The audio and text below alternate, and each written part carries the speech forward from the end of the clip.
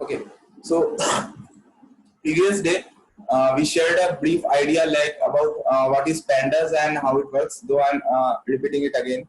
Like pandas is a Python data analysis library. Okay, so it helps you or the user to analyze the data. Fine. For example, mean of a particular column, sum of a particular column, or let's say you want to find a particular data. Okay, so suppose there is 1 lakh data and you want to find what a particular person does or how many people are enrolled in a particular company. Okay, these kind of things we can do it using pandas. Okay, so we'll be doing that. And okay, from today we'll be working with data. Okay, it may be a real life data, it may be something which we have created. So first of all, we'll be working with the data which we are going to create first. Okay, then we'll be working with some real time data sets. Fine, and I'll be telling you like where you can get this real time data sets. Just a minute.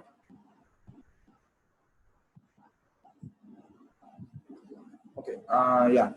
So in pandas, just okay, most of the time we'll be working with CSV files. Okay, the previous class I showed you like what is a CSV file and how a CSV file looks. Fine. And for today's class, I have uploaded the material, the data sets which we are going to use today. I have already uploaded in the Google Drive. So if you have the link, you can access the data. Fine. So we are starting now. In pandas, we are having two types of things. First one is we can work with series, and second is we can work with data frame. Okay, so first of all, what is a series, what is a data frame? Coming to that, so series is a very similar to NumPy array. Fine, you can say it is kind of a 1D array. Okay,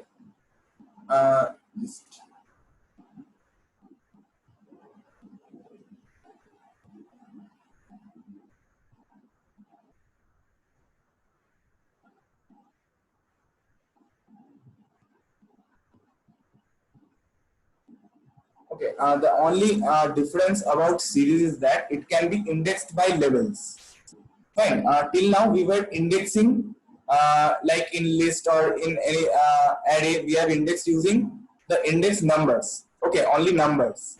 Fine. But on series we can index using a particular label also. Fine. It will be more clear if we dive into this. So just 1 minute.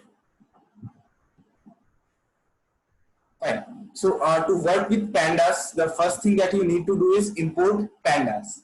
Fine. And along with that, it is better that you import NumPy also.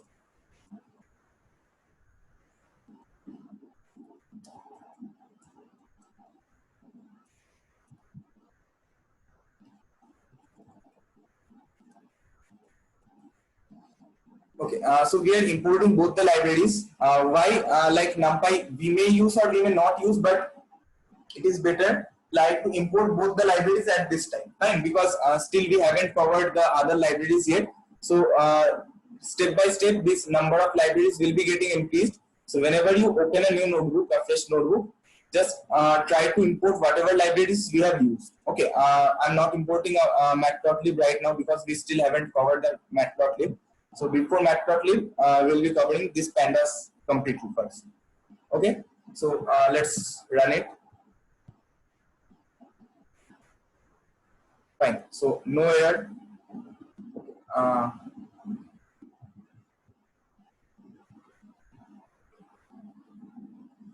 So to check the version, let's say if what version of pandas you are using, pd.version, it's underscore version. Underscore. Okay, so I think I'm using the 0.24. I don't know whether it got any update or not. Anyways, so let's start to work with series. Fine. So let's say I have a variable. Fine. And we need to write it like this: pd dot series, and within this I am passing a list of data. Fine. First of all, I am passing a list of data.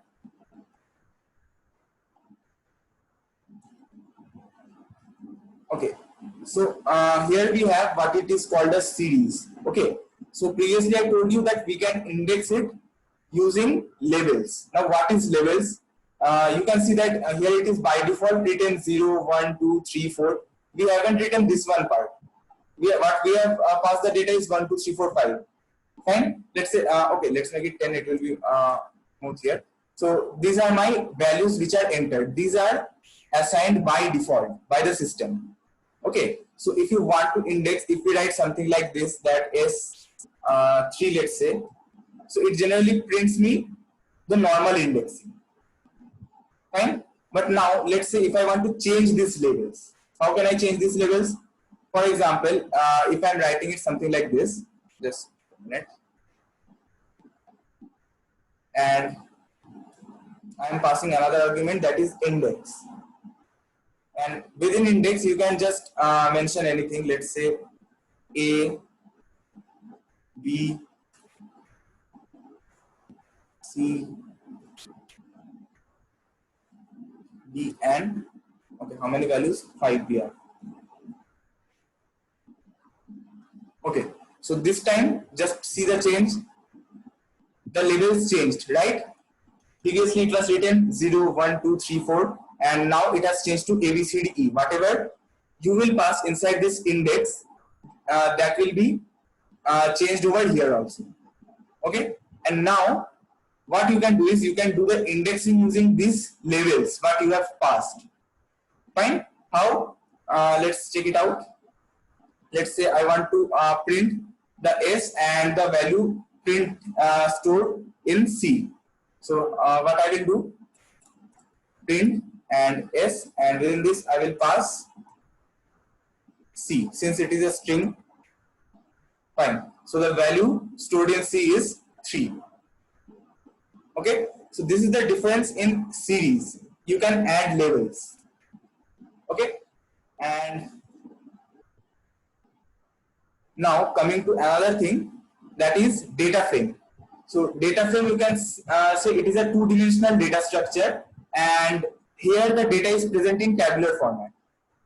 Okay, tabular means it must contain some rows, some columns. Okay, so in series you can only pass the index values, but on this data frame you can pass the name of the columns, name of the rows. Okay, name of the rows means these labels. Okay, means index, rows, you can pass just anything. So first of all, let's create a data frame. It was previously on this we work with series. Now we'll be working with data frame. So data frame, and df equals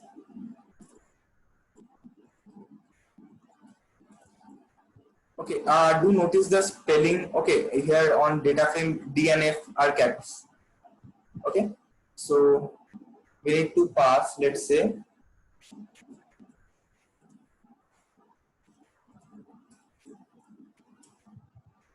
values between 2, 6, and it will contain, for example, 2 rows, 4 columns.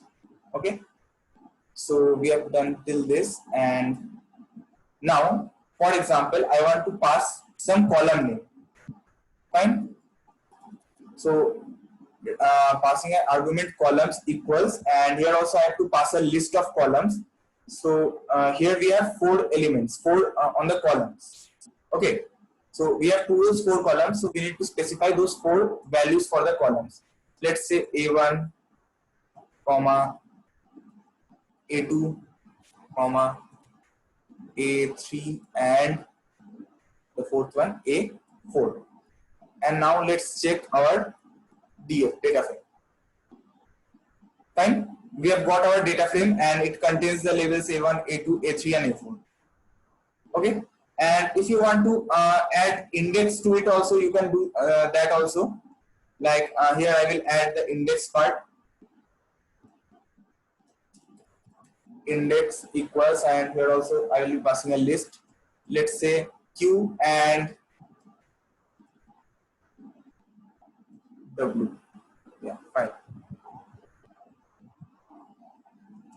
Okay. So here you can see previously we had 0 and 1 as the labels. Now we are having Q and W as the labels. So whatever you pass, it will be present on the labels or columns. Okay. So on index, whatever we are passing, it will be present on the labels.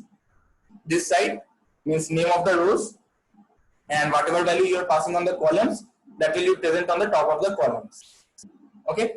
And here you can see like we are getting a nice tabular like structure also, right? And whichever row your mouse is on, it is getting highlighted also, and it looks a little bit better. Fine. So okay, now here you can do indexing on both ways, like using the columns or using the rows. Let's say I write something like this, df, and within single quotes a1.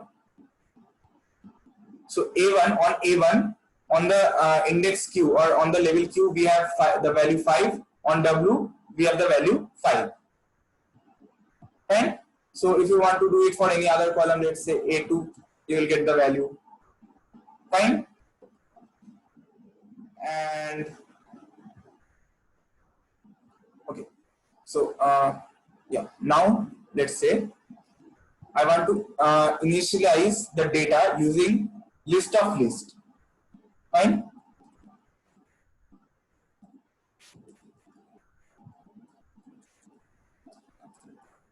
Initializing the data on list of list. So we'll be passing list inside list. Just let me write it out. Data equal to np dot array, and inside it, so three names, let's say Amar, and let his age be 10. The second list will contain Ram, and let his age be 15. And the third list,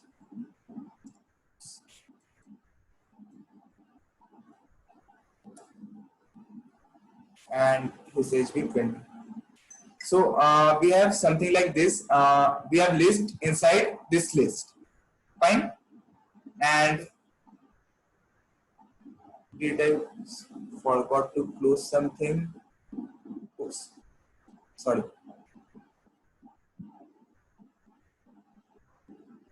Yeah, fine. Okay.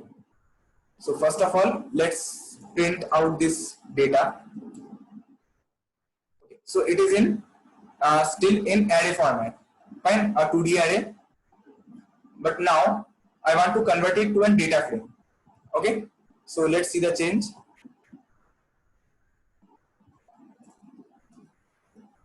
Sorry. pd.data frame, and we need to pass what we need to pass. The first argument is the like where your data is stored. So it is stored in the variable data. So I will pass data.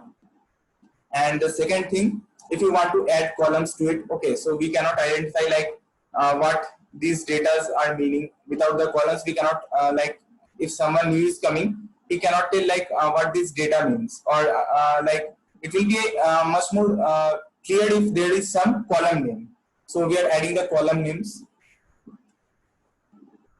Columns equals, let's say I add two column names. First one is name and second one is age. Okay. Now let's print our df. Okay. Let's do it on a different one. Df. Fine. Now you can see we have got the name columns. We have got the name age, means column name. So what we are doing, we are storing the whole data in a variable, and inside the data frame we are passing, instead of passing the data like on the previous thing we passed the data directly, what we are passing the variable along with the column names, what we need to mention. Okay, if you want to add just a minute.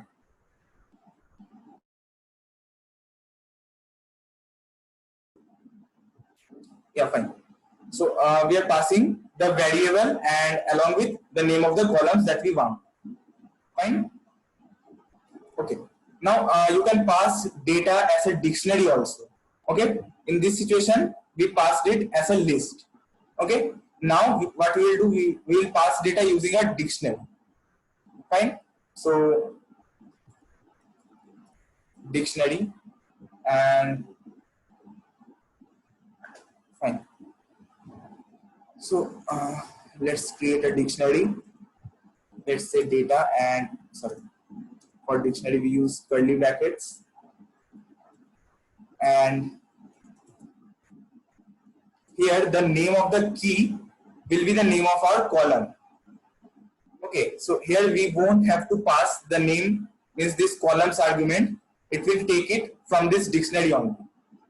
Fine. So let's see how I have written the name, and within this, let's say Tom and Jerry. Let's say these names are coming to my mind right now, and another third name. Let's say fine, anything will work. And the second thing I have, that is age, and age will contain the values 15, 20, 25. Fine, so our dictionary is ready. Now we need to pass it inside the data frame. So df equals pd dot data frame. Okay, auto complete. Yeah, pd dot data frame, and inside this data, and finally we need to print out data. So you can see the column names here is directly coming from the dictionary. So whatever name we are passing on the dictionary, like if I change this, let's say animals, so it will automatically get updated over here. So we are passing values through the dictionary. Okay. Now,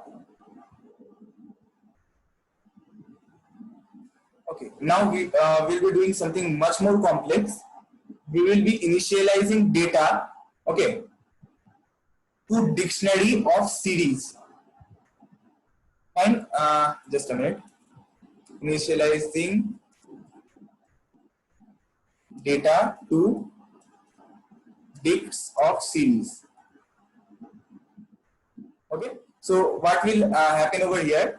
Inside one single dictionary, we will be passing two series. Okay, and okay, just see how we can do that. Inside one single dictionary, we'll be passing two series. Okay, so let's say I have something like this: d equal to the first key, let it be 1, and the value of it will contain pd dot, this will be caps series, and inside this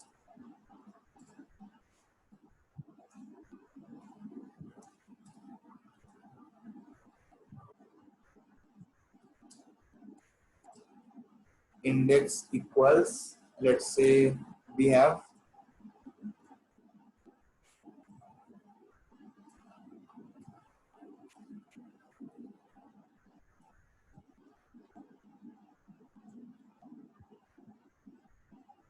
so we have only 4 values. Fine. So this was my okay. One series is ready. We need to make another series. Let's say we'll have the name 2 and oops, series, and here I will pass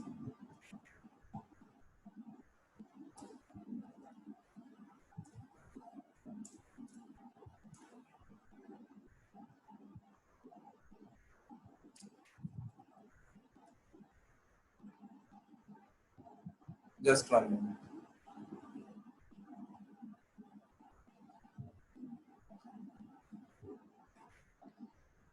Okay, so just look at this example. What I have done, we have 2 series present inside one dictionary. Okay, and we have 4 values each in both the series. Fine. Just what is the difference on one indexing I have passed the values A, B, C and D. Fine. On another indexing I have passed the values A, B, C and E. Fine. So what will happen? How many rows will get created first of all? How many rows will be getting created? Any idea?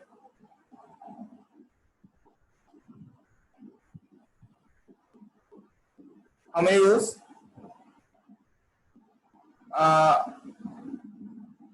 Okay. Sorry. So we by 2.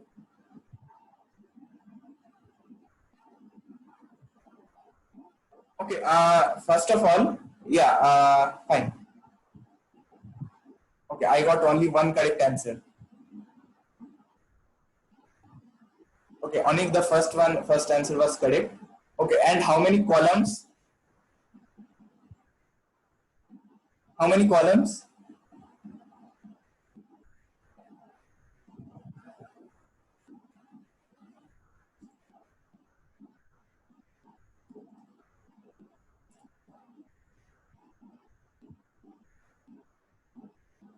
One. Okay, fine. Yeah, just a minute. Everything will be cleared. Okay, let's just convert it to a data frame. D.data frame, and I'm passing D, and finally for printing DF. Fine, let's run it and let's see what happened. So we are getting 2 columns and 5 rows. Why 5 rows? Because I have passed the value over here A, B, C and E, and on the above I have passed A, B, C and D. So if I have passed it D over here, it would have done 4 rows. Fine, but since I am passing here another name of another index, so it is what it is doing, it is just making it 5 rows. Fine, and so where there was D, okay, on the first one, see this one on 1. Fine, on column 1, so we have 4 values 10, 20, 30, 40. Fine, so there is no index E present. No index E is present. So therefore, here it is shown NaN. NaN stands for not a number. Fine. The similar goes for this series 2, where we don't have anything of the index D. So here you can see on column 2, the place D is blank. So here it is shown not a number. Got it? So since here there are 2 different indexes, it just created 2 different columns for us. 2 different rows for us. Okay. Okay, it will be more clear. Let me take another short example.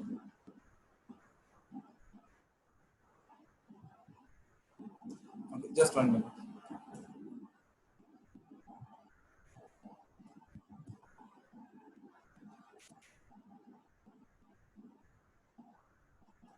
E, that is 3, and let's say C, which contains value 4.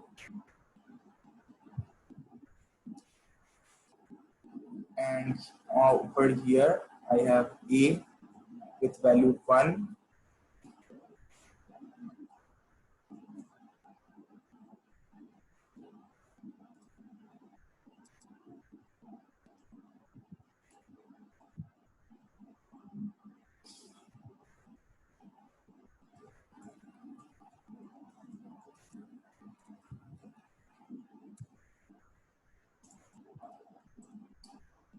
Okay, so wherever suppose we don't have a value, what we are doing over here, on one dictionary I am passing just the values of B and C, and on another dictionary what I am doing, passing the values of A, B and C, both, all of them.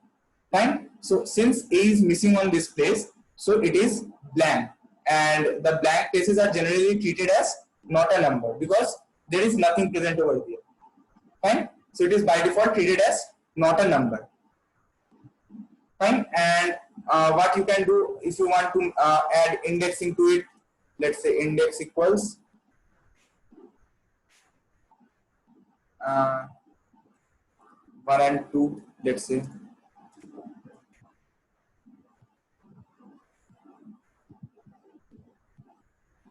Okay, fine. Okay, this was one of the thing. Like we still now work with like passing data through a list of list, then a single dictionary, then passing series inside dictionary, then passing dictionary inside list. Okay, and finally we'll be working with list of tuples. Fine, list of tuples. Okay, these are the ways in which we can create a data frame. Okay, like these are just the concepts, and like this won't be coming to use when we will be working with the original data. Okay, but still it is more important to have the basic idea. And after this we'll be going through some basic operations, like how we can delete, how we can fill missing values. Okay, we'll be watching these things, then we'll be moving towards some real data set. Okay, so first of all, here we'll be working with list of tuples. So first of all, let me create two lists. So first list, let it be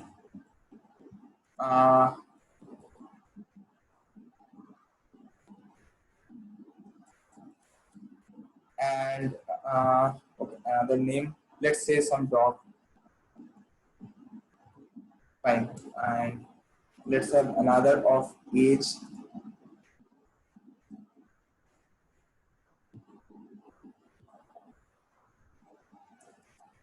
Okay, so the next thing what we need to do is we need to merge these two things.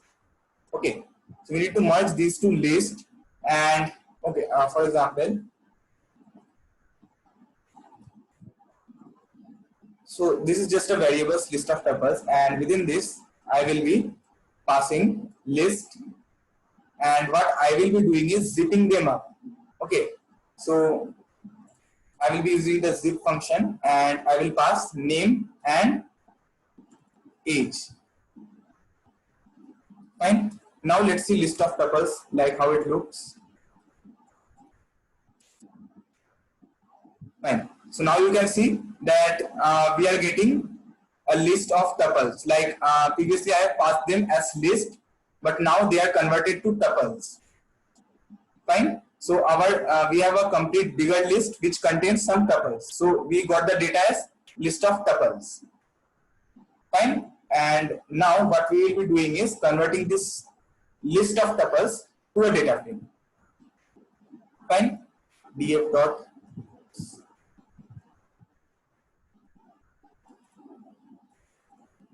data frame. Okay, sorry, just a variable needed. Oh, sorry. Again, data frame, and now list of tuples, and for example I want to add a columns section, so name and age. Okay, also okay, now I will show you another method to pass the values of index. Fine. So let's say if I write index equals something like this.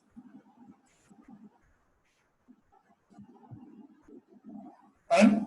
So what we are doing here, passing it like a list and then ABC.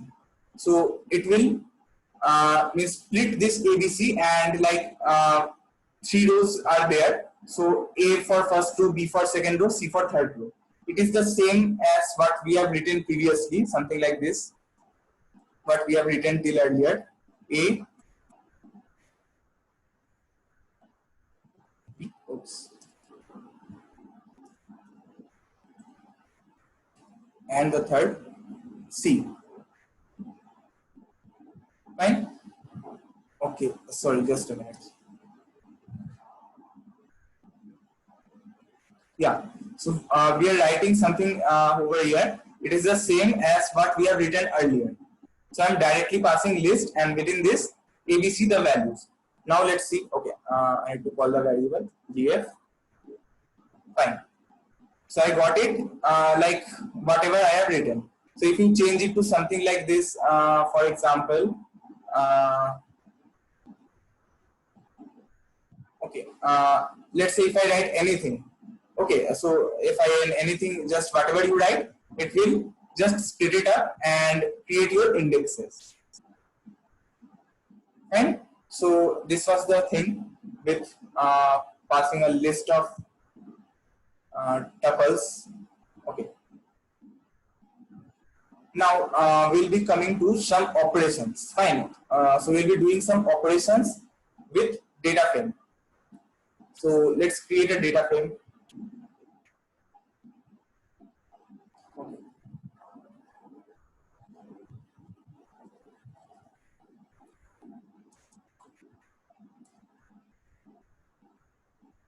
Data frame, and here I will pass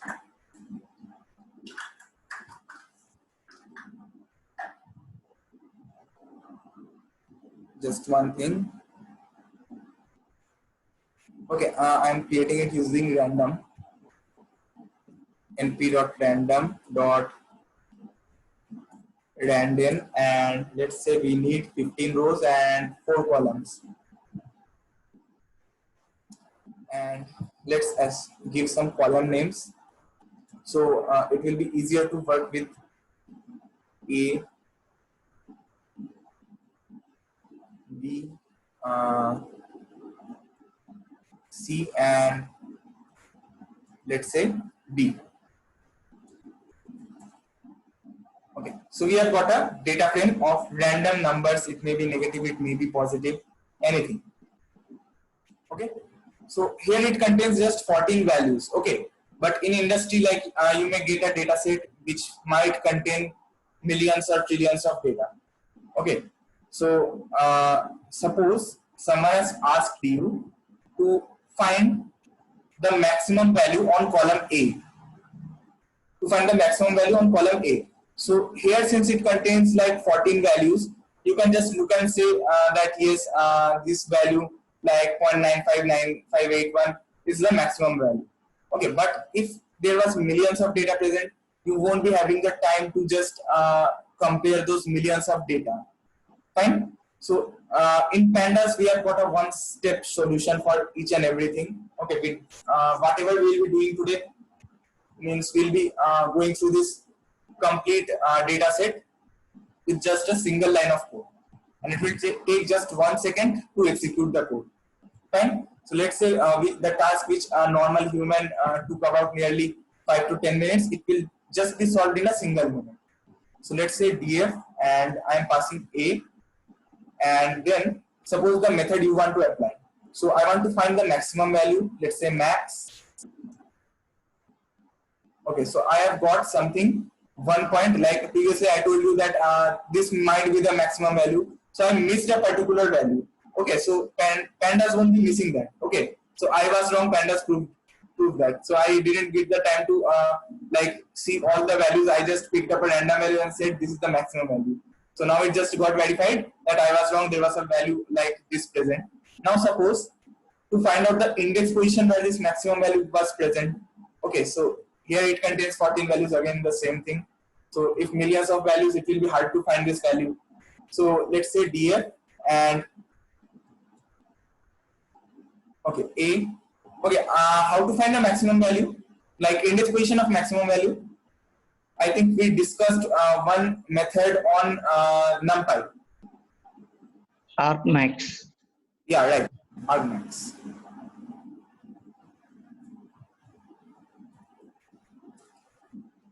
So we'll be using Argmax.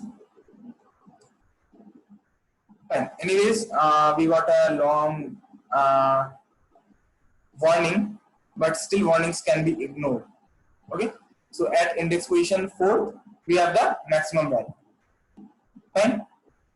Similarly, for minimum value, I think you all can do it like A and dot min. And so similarly, the minimum means where this minimum value is present. You can also find that using argmin. Okay, I'm not going to that.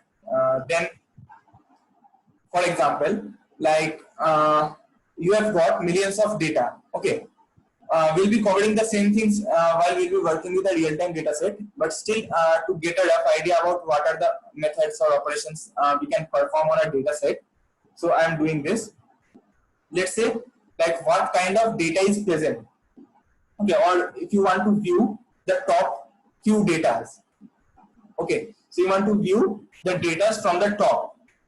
Okay, let's say you want to view the top 5 or top 10 data. What are the top 10 data present inside the data set you want to view? Okay, so you haven't opened the Excel file, someone provided you an Excel file and you haven't opened the Excel file. So what you need to do, first of all, you need to read the data set. Okay, so how to read the data set will be coming to that. So before that, so suppose you want to do the top 5 or 10 data. So how we can do that? df.head. So head method by default returns top 5 values. Fine. So here you can see the top 5 values. By default, like if you don't mention any value, it will return 5.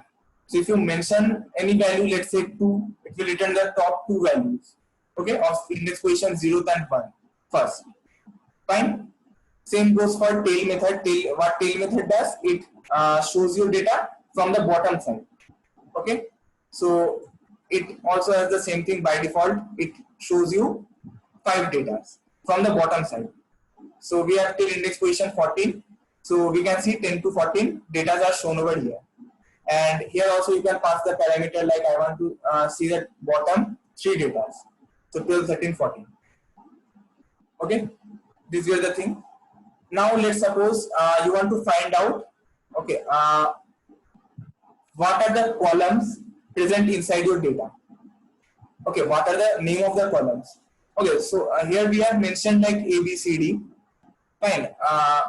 Okay. Fine.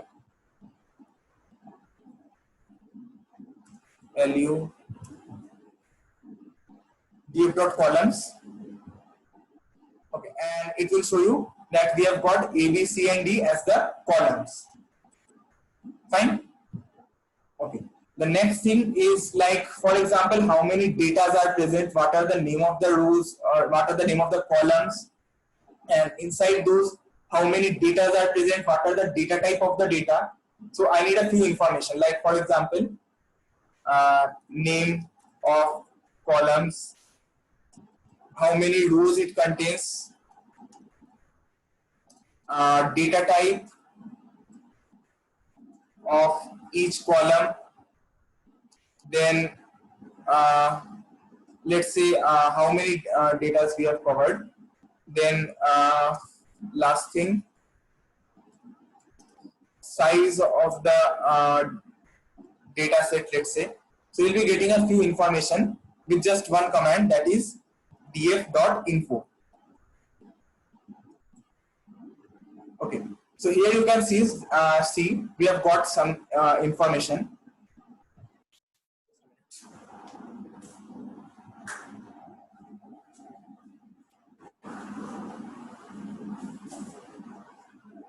Yeah, so we have got a few information. First one is data columns, and it shows that we have got 4 columns. Fine. And we have got a range index that it contains 15 entries. Okay, so our data set contains 15 entries starting from index position 0 to 14. Fine. So range index gives us an idea about how many rows are present. Okay, rows, or you can say entries. Then we are having the information about how many columns we are having. Then after that, A, B, C, D, the name of our columns, and how many values these columns have. Like A column has 15 non-null object.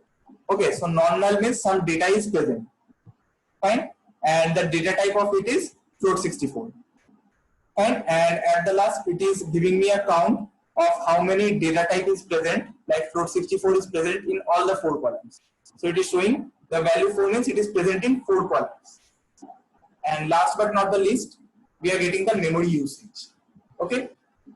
So for example, let's take a real data set. Okay, and let's read that data set. So what you guys can do is you have the Google Drive link, right? So you can get the data set over there. I have uploaded a few data sets. Fine.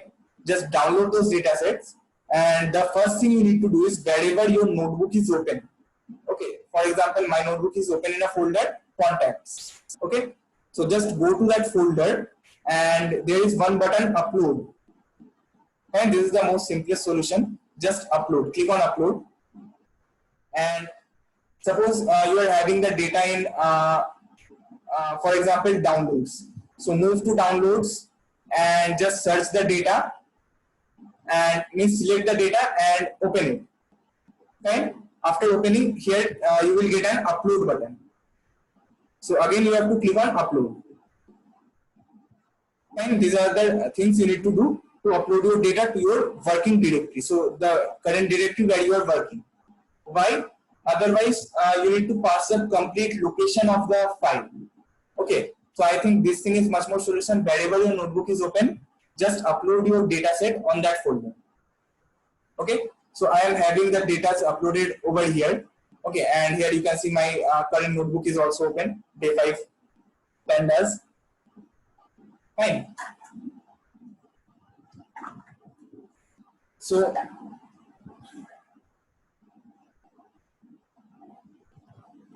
okay, just download any of the data set. Okay, I won't like specify anyone. You can take anyone. Okay, I will be doing some basic operations first. You need to download all of the data set for later working purpose. I am just taking a random data set. Let's say, for example, okay. For example, I am taking this USA housing data. Okay, you can take any data, whether it is present or not. What I will be showing is now whatever operations we have performed, we will be doing the same with any one of the data set. Okay, so first of all, what you need to do,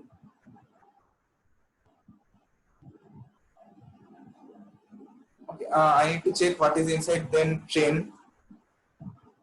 Let me check it first.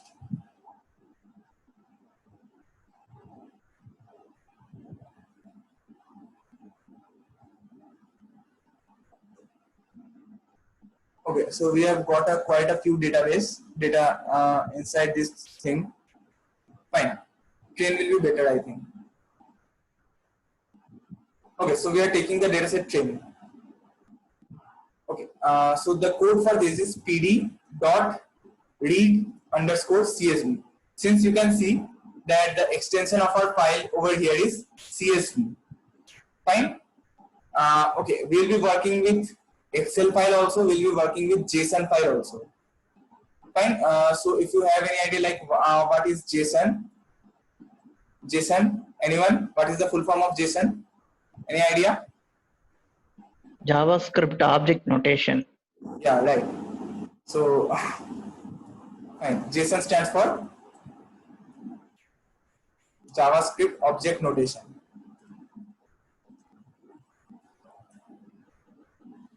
Fine.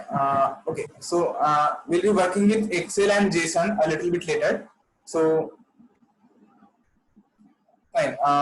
Yeah. 1 minute. pd.read_csv.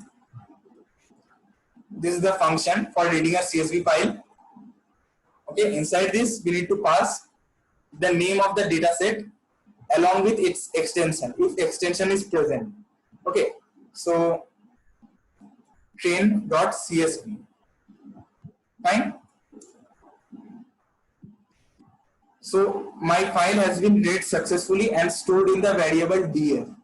Okay. So if your file is not present or if it is unable to read the file, it will show you an error that something like this.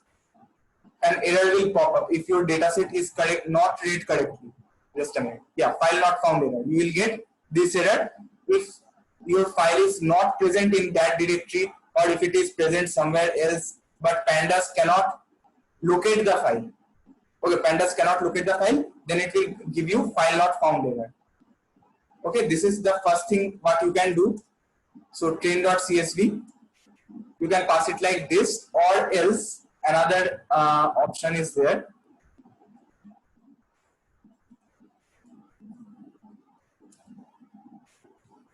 You need to paste the complete path. Just 1 minute.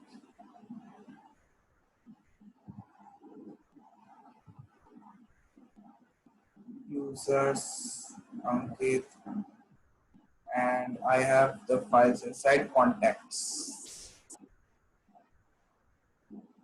Yeah, so I need to pass the complete location.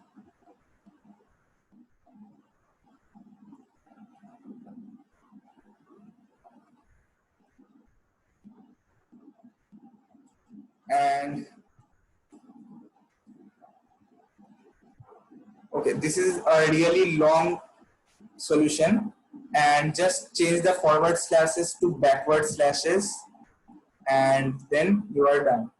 So let me comment this one out, and let's run this one.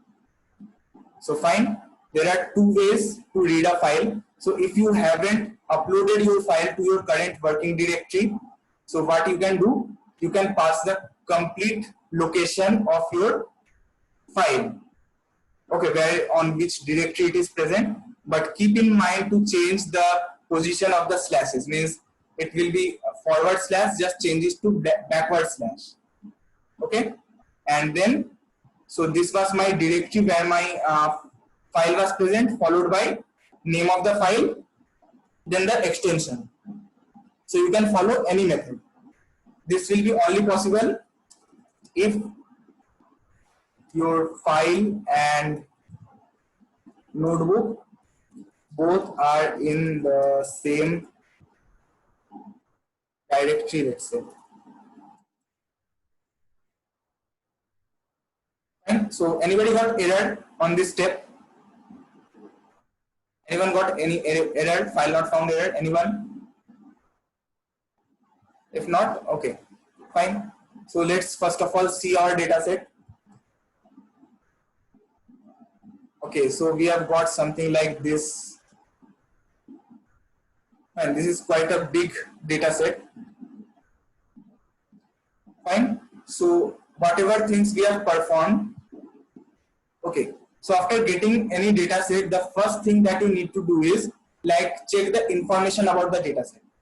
Okay. So to check the information, what we have done, df.info. So it will give us how many entries are present, means how many rows. We have got 3000 rows in this data set, starting from index position 0 till 2999. Fine. Next is how many columns. We have got 23 columns. So it is a really large data set. So what are the name of the 23 columns present in our data set? Starting from ID, belongs to collection, budget, you can see, like, just a minute. Yeah. So these are the name of the columns: ID, belongs to collection, budget, generous, homepage, IMDb ID, and things like that. You can see those column names, 23 column names are present over here. Okay. The next thing we need to notice is, like on ID, we have got 3000 non-null int 64. Fine. So we have got 3000 entries on ID column, and so there is nothing empty, and the data type is int64. On the next thing, we have got object, and here you can see we have got only 604 non-null object. So only 604 rows contains data. Others means 3000 minus 604, whatever be the data, means those amount of data are blank on this field. Okay, so there here you can see that many places are blank, not a number. Fine. So we have got data only on 600 columns, 600 rows. Sorry. Then budget contains complete 3000 rows. Again, generous contains some missing data, that is nan object. Then contains home. So home also contains near about 1000 data, and you can see the data types are also mentioned over here. Next, suppose you want to find out like int is present in how many columns, object is present in how many columns. You can see this part, the second last line, like float 64 is present in 2 columns, int 64 present in 3 columns, object in 18 columns. So object generally means string type of data. And finally, memory usage gives you the file size of your data. Fine. So I think up to this part it is clear. Okay. Then what we have done, let's say if you want to grab only the column names, df dot columns, you will get the column names. Okay. So now let's take out any particular column. So we have popularity column which contains float 64. So we need to find out what is the maximum value in this popularity column. So how we can do that? df, and within square braces we need to write popularity.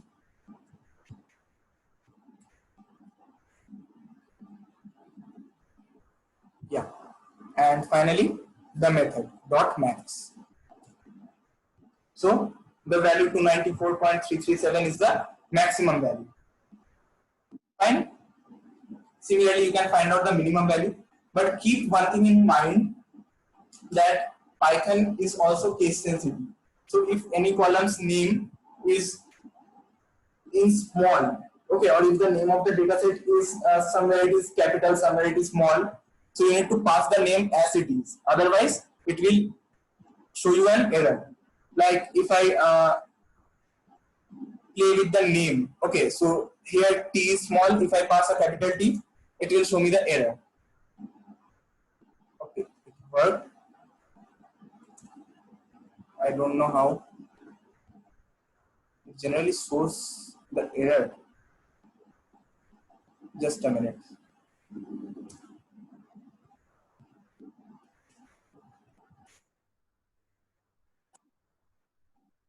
I think the version of pandas got updated, or it previously showed error if you don't pass the correct name. Okay, name of the columns you need to pass as it is. Now I am watching that you can pass the name of the dataset, like whether it is caps or whether it is small, it won't matter. But previously it mattered. Okay. So this was the thing, like how to read a data set, you got the idea. Next thing, for example, okay, I want to change the name of a particular column. Fine. Okay, so let's say df and dot, I will use the rename method. df dot rename. And here you need to pass it as a dictionary. Okay, so for example, I want to change the ID. Fine. So I want to change the ID column and rename it to, for example,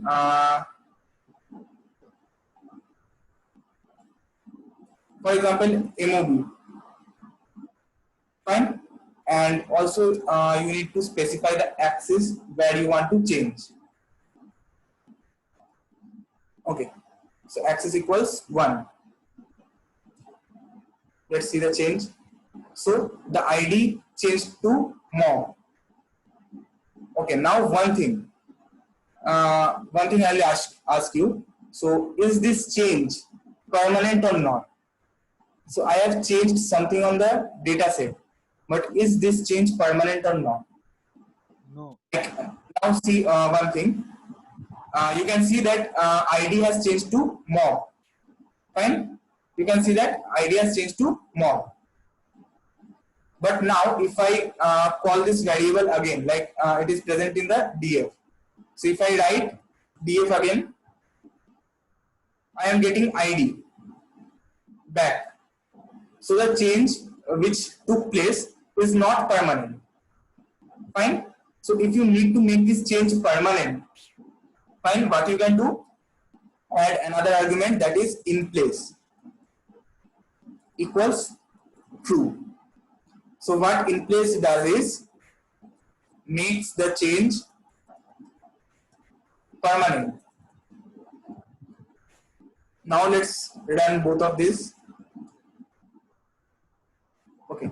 So now how many times it doesn't matter you call your df, it will show you that the change has took place and your ID just got updated and now it is more. So what we need to do is we need to write in case equals to whenever you are making any change. Okay, so this was one thing. Okay, now let's come to another example.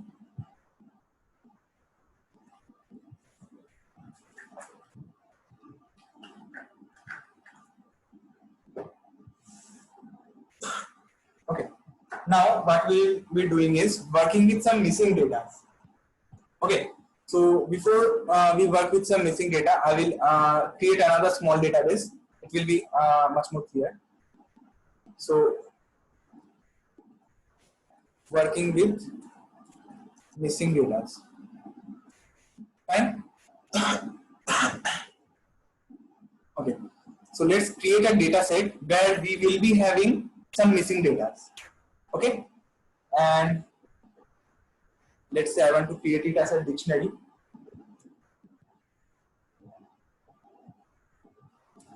And it will contain 1, 2, np.nan. Okay, so np.nan is a method of NumPy library which gives us a nan. Okay, not a number. Fine. Let's create 2 more.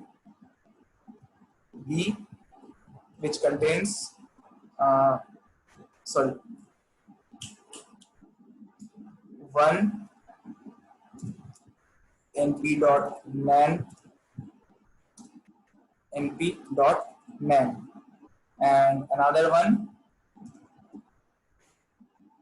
let's say C, which will contain 1, 2 and 3. And now let's convert d equal to pd dot data frame and we need to pass d. Okay, change this variable. Fine. Finally d. Okay, so we have a data set like this. Okay, this is also a data set, but this is a small data set. Fine. So here you can see on the first row we don't have any missing data. On the second row we have some missing data, and also on the third row we have 2 missing data. Okay, so now whenever you will encounter with missing data, okay, so you can have basically 2 possibilities. First one, either you can drop that row or that column. Okay, so you can drop that complete row or that complete column. Fine. Or what you can do is just fill it with some any other values. Okay, so there are 2 possibilities. I'm writing it. First one, to drop the complete row, and the second possibility,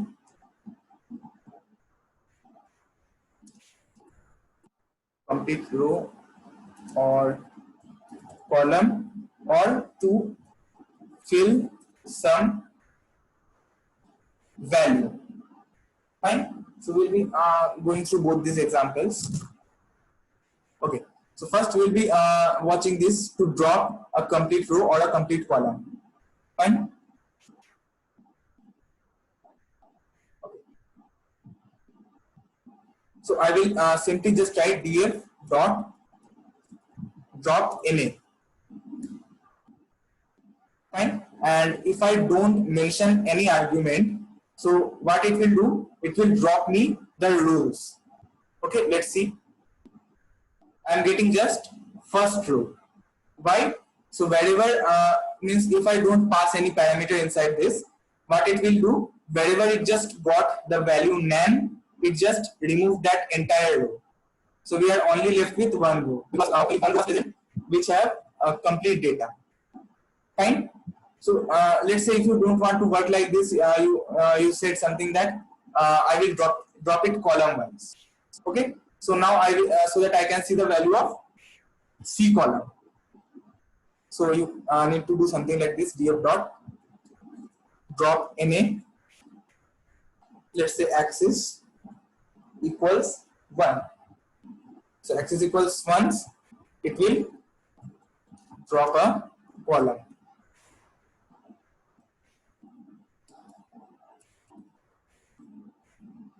Okay, not a column, drop all the columns. Fine. So now I am present with only the C column. Why? Because only the C column contain complete values.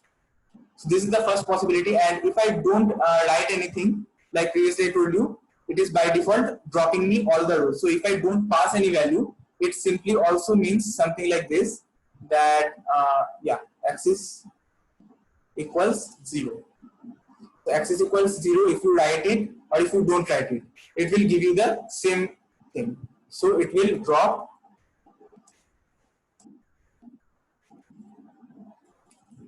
complete rows where NaN data is present, and x is equal to 1 drops the column where your data is missing. So we have seen the first thing. Okay, but now suppose like you have given me a condition, or suppose I have given a condition that if there is one NaN value present, okay, so like in first row you can see there is only one NaN value present. So I will not delete a particular column until it has 2 or more NaN values. And got my question? I will not delete a complete row until it contains 2 or more NaN values. So I won't be deleting this column. Why? Because it contains one NaN value. I will be deleting everything if it contains 2 or more than 2 NaN values. Fine. So how can I do that? Just a minute.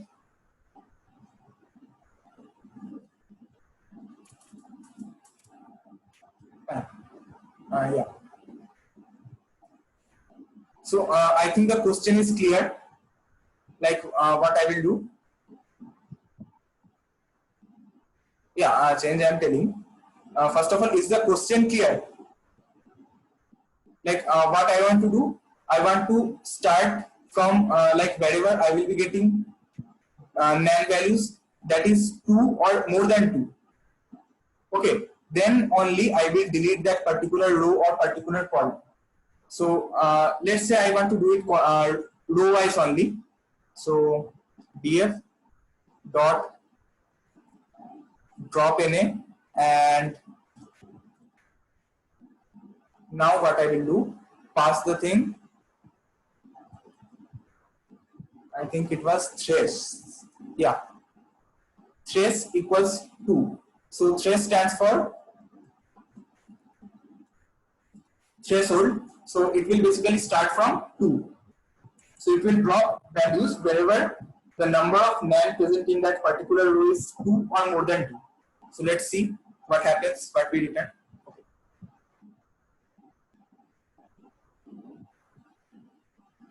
Just a minute.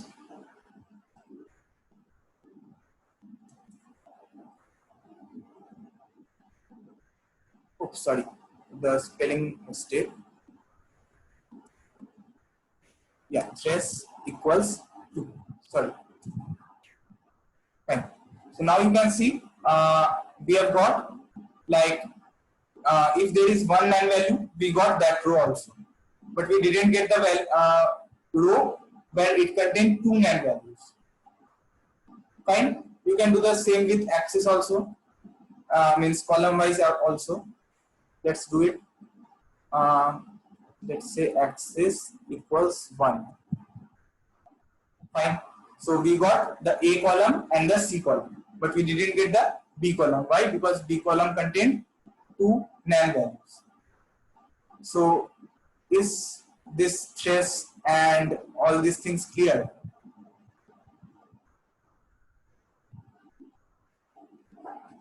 Okay. So next, coming to, we are done with the part of drop. Okay. So we can drop. But another thing I want to tell you, like whenever in industry, okay, so if you get any data set, you cannot drop a particular column. Okay, so if there is any missing data, you cannot drop a particular column. That is the worst mistake of your life that a data scientist will do, because changing a particular data of any row or column will change the complete result.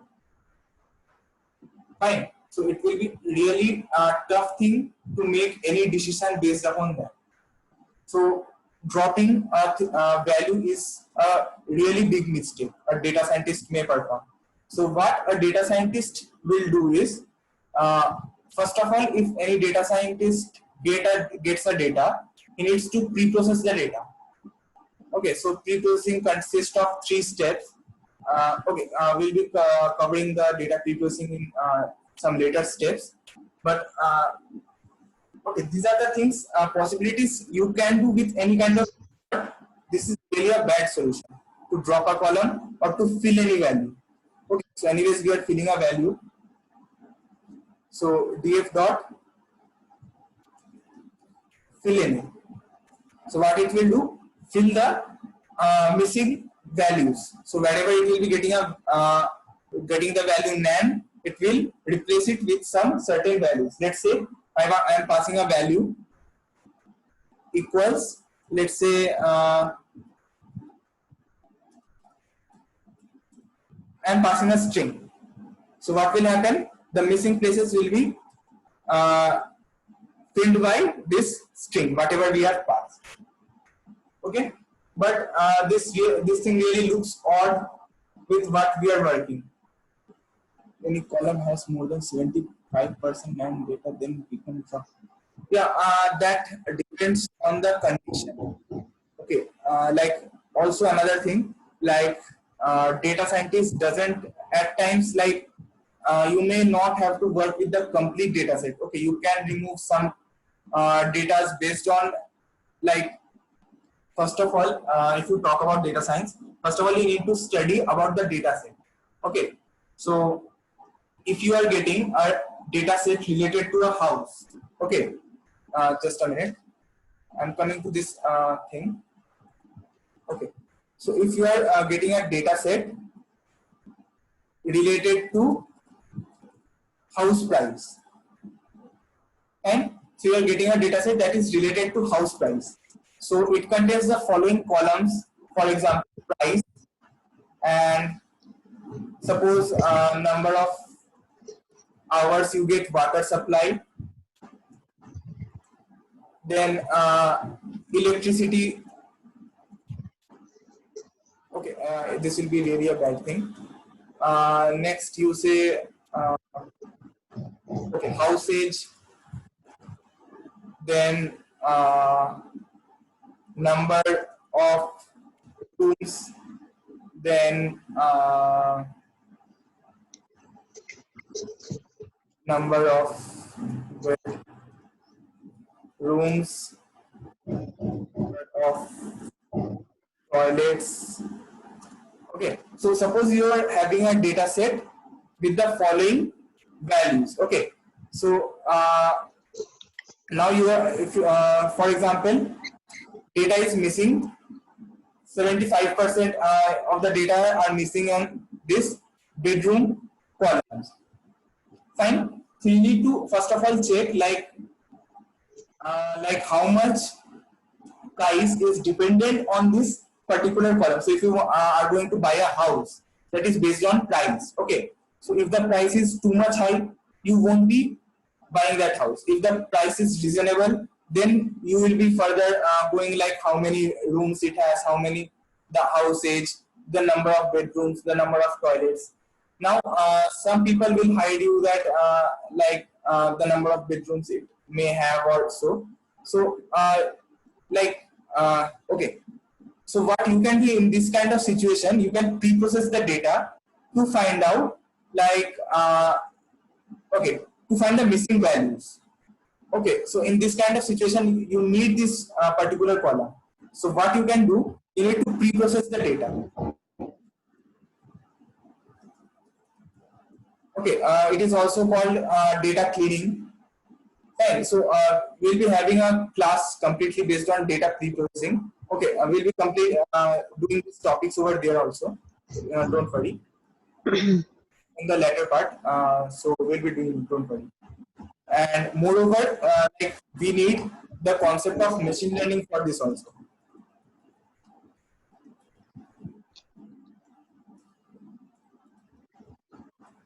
So since we haven't started off the machine learning part, we can't be doing this right now. Otherwise, everything will be going above your head.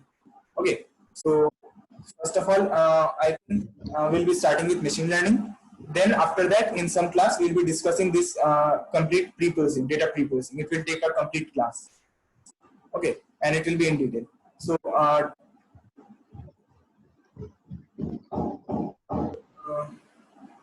just 1 minute.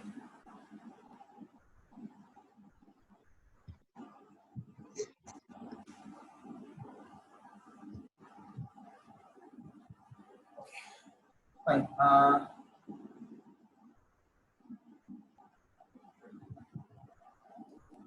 Okay. For example, or what we can do, we can fill the particular value. Okay. Of a particular column. Let's say for column A, there is one missing value. So I want to fill it out with, for example, the mean of that particular column. Okay. So I will be filling out this data with the mean of that particular column. So we can do something like this.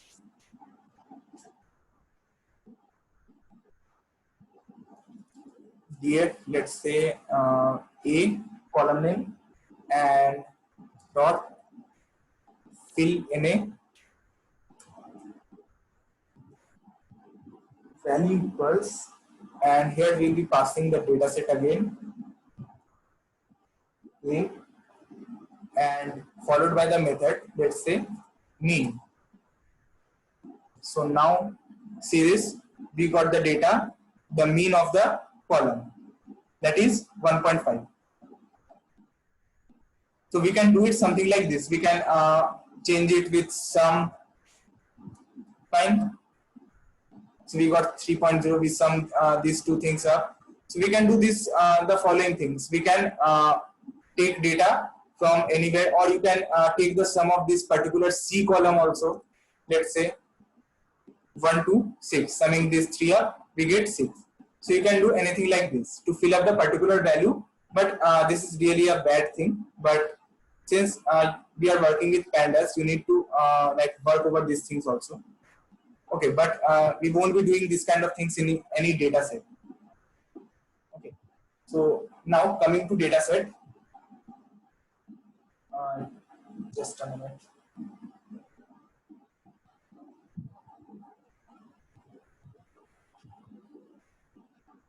Okay, just 1 minute. Let me check out my files.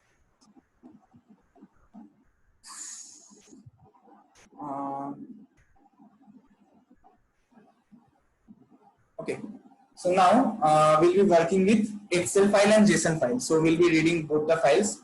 First with Excel file. So if you have noticed, the extension of Excel file is something XLSX, right? So okay, so file equals, oops, pd.read underscore Excel, and inside this, okay, here also you can pass the complete file location or the file name. If it is present, both of them are present in the same directory, you can directly pass in the name of the file. So I am passing directly the name of the file, data underscore info dot xlx. Yeah. So for reading CSV file, we have the function read underscore CSV. For Excel file, we have read underscore Excel. Okay. And I am passing this name of the column, name of the Excel file, followed by, okay, in Excel file and CSV file, I will talk about one single difference.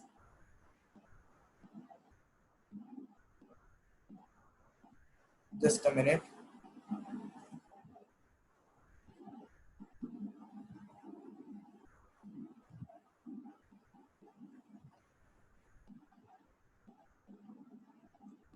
Yeah, just a minute. Where is my Excel file? Okay, let me open both the file.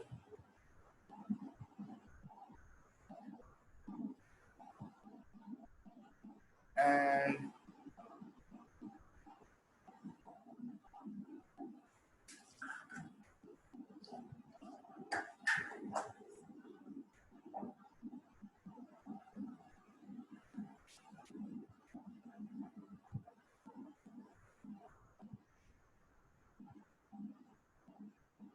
okay, it's taking way too long to open the file.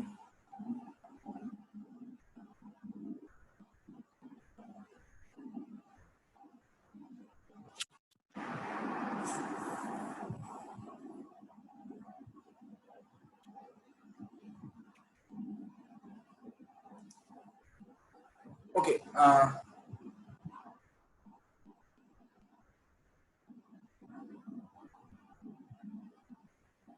this is train.csv.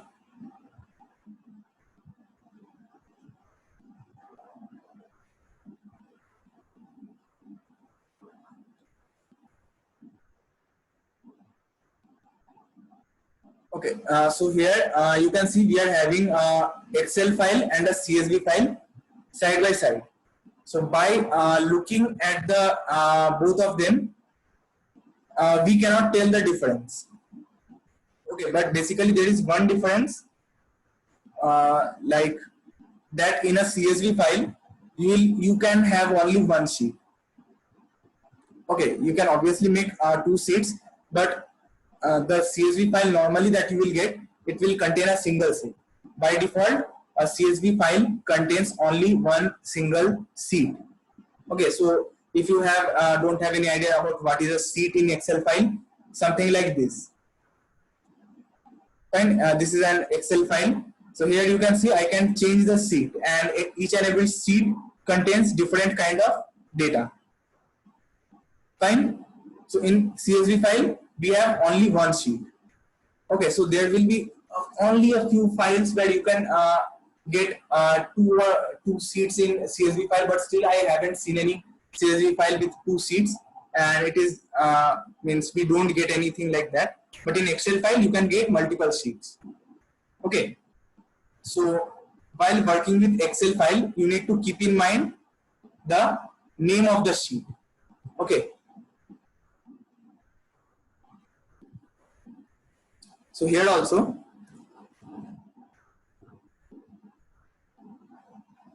okay. So in previously, while reading a CSV file, we didn't pass any second argument. Okay, but here you need to pass the second argument. That is the name of the sheet. Okay. Sheet underscore name equals. I remember there was a sheet name train. Fine. So let's run it, and it's stored in file. So we'll be getting the data. Yeah, right. Okay, and another thing, I think if we don't pass the sheet name, it will also by default take the first sheet of the Excel file. So let's run this one also. Yeah, we are getting the same thing, I guess.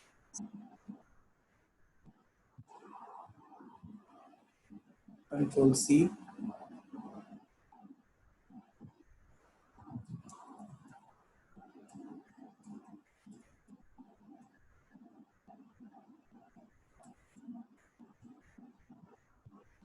Oops, this will be in single quotes.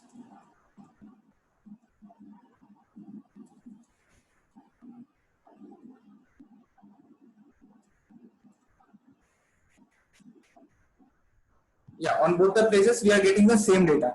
So if you don't pass anything, okay, so if you are passing just the name of the Excel file, it will by default take the first sheet.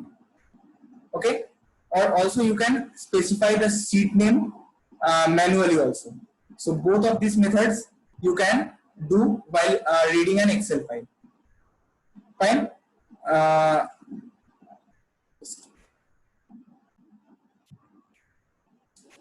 Okay, fine. It's 4:40 again, and we're resuming. Okay, so we have read, we have done till reading the Excel file. Fine. So if there is any other sheet, just fill value portion again. Okay, I will repeat it after the class. Just stay. Don't worry. I will repeat it. Okay, because in Pandas also there are a whole lot of things we need to cover. Okay. So yeah. So if any other sheet is present there, just read it and store it in a separate variable. Fine. So I'm just read only a single sheet. Let's check the file info for this also.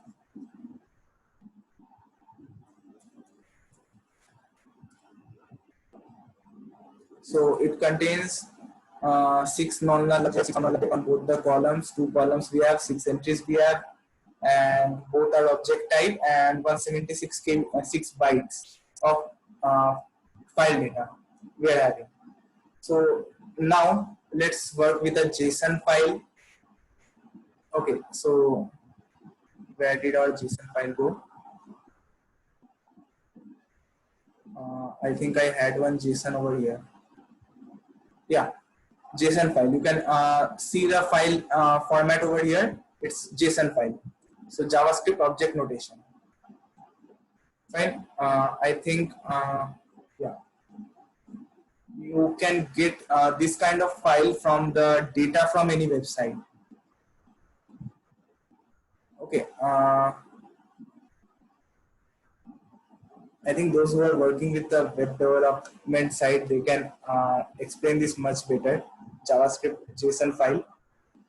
Basically, what I know about JSON, like when I work with Node.js, there is a whole file with configurations and all. So I know that kind of JSON file. Anyways, I don't have so much idea about the JSON file. But first of all, let's open this JSON file and see what kind of data is present inside it.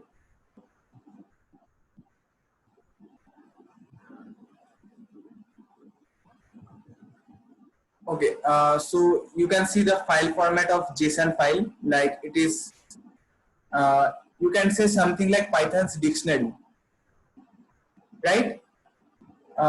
Like there is a key value pair again, okay, and there are many other things inside that key value pair. Fine.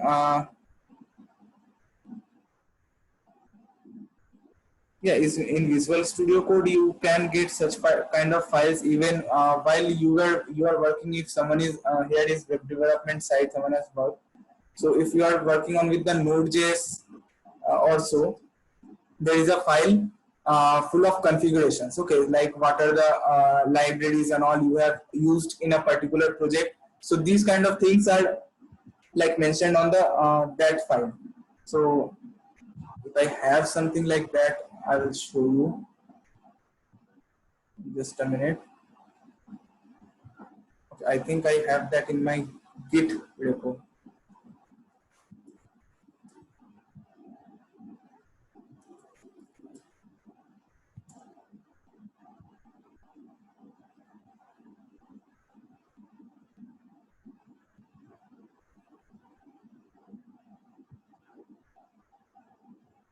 Yeah, package.json. There is a file. Yeah, something in like this format you can say. Like it's kind of looking similar to that Python's dictionary. Fine.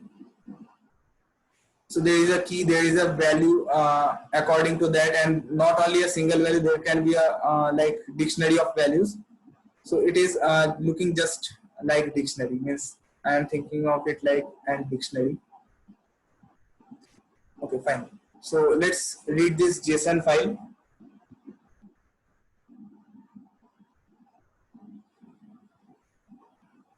Okay. Okay. For JSON, let's say df equal to pd dot read underscore JSON. Fine. So we we can have that read underscore JSON, and the file name was df underscore batch underscore 2, something like that. We don't have any other JSON file. No, we don't have any other JSON file. So I need to completely write that df underscore batch 2 dot JSON. Yeah, right. I think I uploaded the df underscore batch 2 file over there also on the drive. Yeah, it's read. And finally, let's check our file. Okay, so you can see the difference, right? Like we have the actual format of JSON file is this. The actual format of, let's say, a CSV file, I think, just a minute. Yeah, something like this. It is separated by a comma. But if you have noticed, like whenever you read the JSON file or the CSV file, and like whenever you print the data set, it looks it comes in a tabular format, and it's coming in a much arranged way. Okay, but if you just look at the raw file, it will like you can't understand anything. If you directly watch the raw file, you can't understand anything. Okay, so yeah, so pandas can read any kind of file. Okay, let's say if there is any file without any extension, right? I think previously I told you about a file without any extension, and if on Windows, if you double click it, it will ask you like which kind of software you want to use. It will say that you don't have any kind of software to open this kind of file. I have uploaded a file without an extension on the Google Drive. Where did my file go?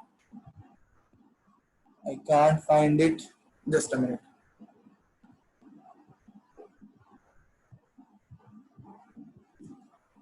So I don't have that file over here. Yeah. For example, like a file without any extension, right? I told you previously, a file which contains no extension. Okay. Let's check the properties also. Okay, so here it is showing type of file, just a simple file. And if I double click it, yeah, how do you want to open this file? So we don't have any software to read or work with this kind of files. But again, on the other hand, I told you that Jupyter, the home of Jupyter, is like a file browser, right? And it can read any kind of file. It can work with any kind of file, and even you can delete, modify your files also. Fine. Like even if I see this JSON file, let's say, yeah, .json. So if I double click it, we don't have, again the pop-up will come up. How do you want to open this file? So we don't have any software present on Windows to open the JSON file. But we can directly do that using JSON on Jupyter Notebook. Like you can see that the file is opened over here. So Jupyter Notebook has support for every kind of file, whether it has any extension or whether it doesn't have any extension. Fine. So let's come to another file like that which doesn't have any extension. So df equals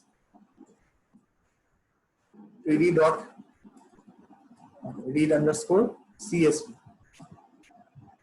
Okay. And within this, I need, since it is not in my working directory, the current directory, so I need to find. Jupyter Notebook can open a docs file also. If I have any docs file, I'll show you. If I have it in my current directory, just a minute. .data. Okay, here you can see there is a file with the extension .data. Okay, even Jupyter can open this file also. .data. I think no one has even heard the extension. Even I just forgot that I had a file like this name, with this name. Fine. So this is a file with .data extension. So about doc file, right? A document file. Coming to that part. Okay. Even it has support for HTML file also. Okay, I couldn't find a doc file right now. Okay, it's just giving me the complete HTML output.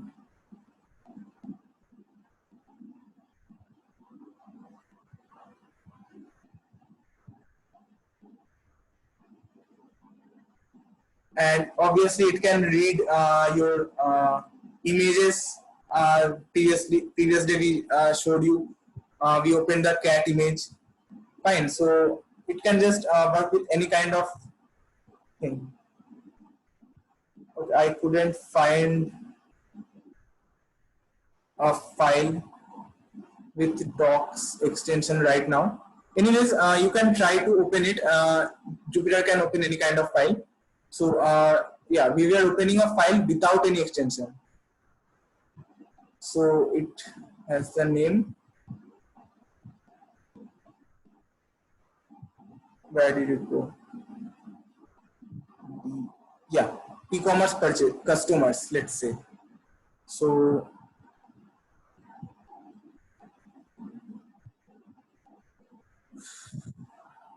okay, I will copy the path. Previously I have used it. I will just copy the code.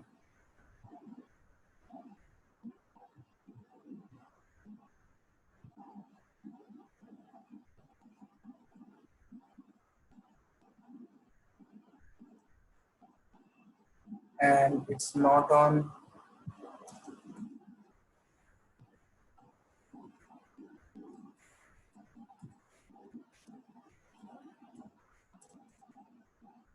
Fine. So since this file doesn't contains any extension, so we won't be mentioning the extension of the file. Okay. And so read underscore CSV will read this file and treat it as a CSV file. Fine. So let's run it. And now we can see our file. Fine. So we are seeing that, okay, so today we have see like how we can read a CSV file, a JSON file, an Excel file, and a file without any extension. Okay, so these are some special kind of files. Not every kind of machine can generate these kind of files. Okay, but this also contains data. Fine. And then you can check the data information and all other things. Okay, you can do that. Fine. So the next thing I want to show you, let's take one data frame. Okay, so we have this data frame. Just 1 minute.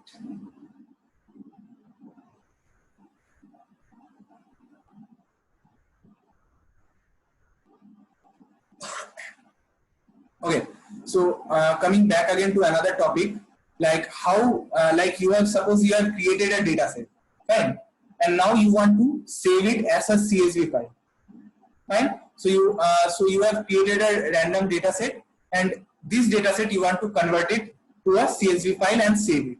So how you can means write file to a CSV, fine, write this particular data to a CSV file.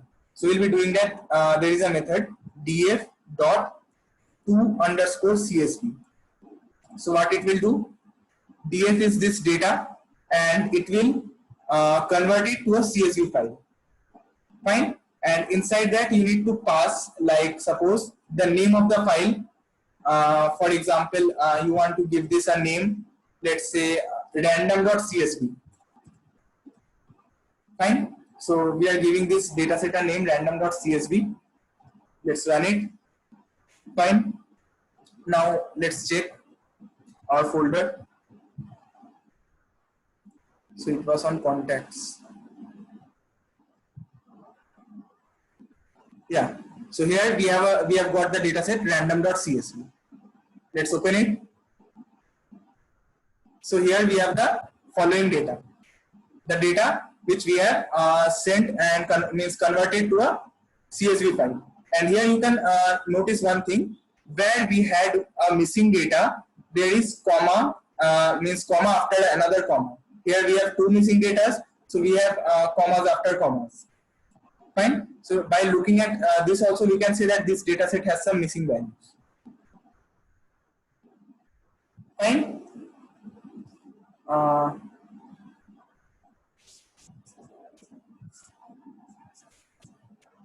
Just a minute.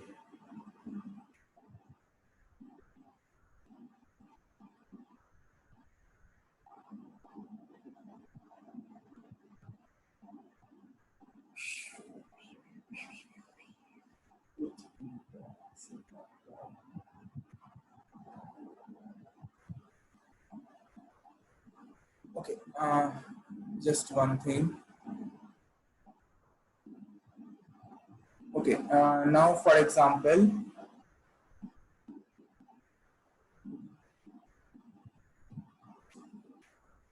okay, let's save it to Excel df dot. Okay, for Excel, we have a slightly different way with pd dot Excel writer. Fine, with pd dot Excel writer, and here we need to pass the name of the file. Let's say random dot xlsx and as writer, and then since we can have multiple sheets on our data, so df dot to underscore Excel. Here I will pass writer, and we need to have a sheet name, sheet underscore name. Let's say okay, I have given the name GIS, and let's run it. Fine. So we have converted random to an XLS file, XLSX file. Fine. Let's open this Excel file. Okay. We are having an encoding problem. Let me open it manually. So we have got a random.xlsx file. Random.csv. Yeah. Here is our random.xl file.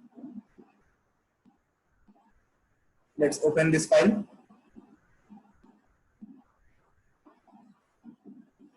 Fine.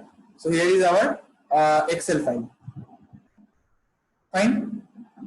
And last but not the least, JSON file. Let's save it to JSON file. This file, df dot to underscore JSON, and suppose random dot JSON. Fine. I think it will work. Yeah. So it has random dot JSON. Fine.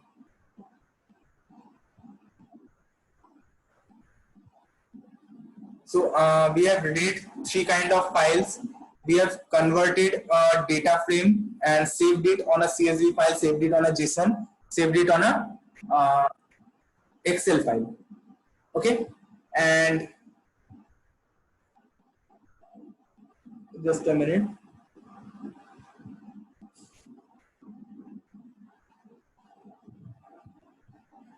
Okay, yeah. So fine. These are the things we have done. Now, what we need to do is, just a minute.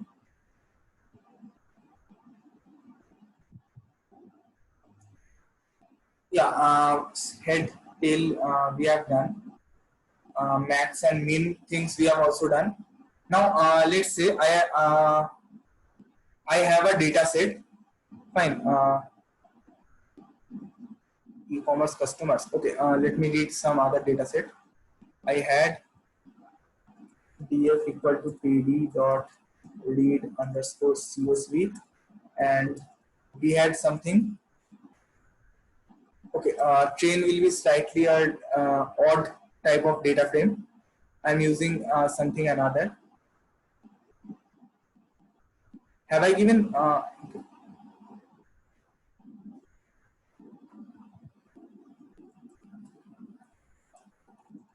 Is cell.csv? Okay, I don't have cell.csv. Just one minute.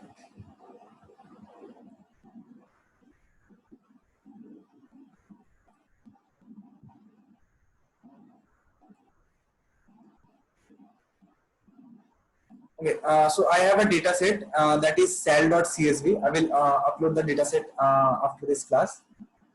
So, okay, let's store it in a variable cell. It will be more better. Okay, anyways, we can work with df also. Fine. So we have a data set something like this. Fine. And let's say, suppose someone asked you that the name of a person is John Hayes White. Fine. Name of the person is given, and you want to find out what this person actually does. Okay, so it is written on the near column. Okay, first of all, let's check the info. So df.info. Okay, so this is the data set of some particular employees working in an organization, and suppose you are given name of a person, and your boss asked you to find out what this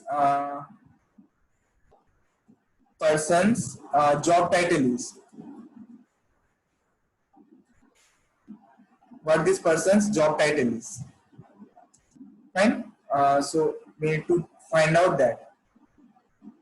So suppose you don't know at which index position this person is present.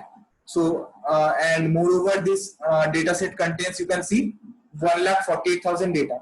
So now you are not going to search manually this 1,48,000 data and find out that this person is present on this data set, and then find out what this person does. So basically what you will do is, you will first of all search on the data set where this person is present. Fine. So for searching, I will write it something like this: df,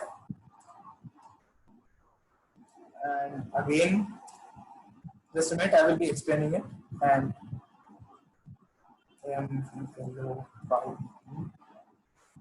employee name, that is equals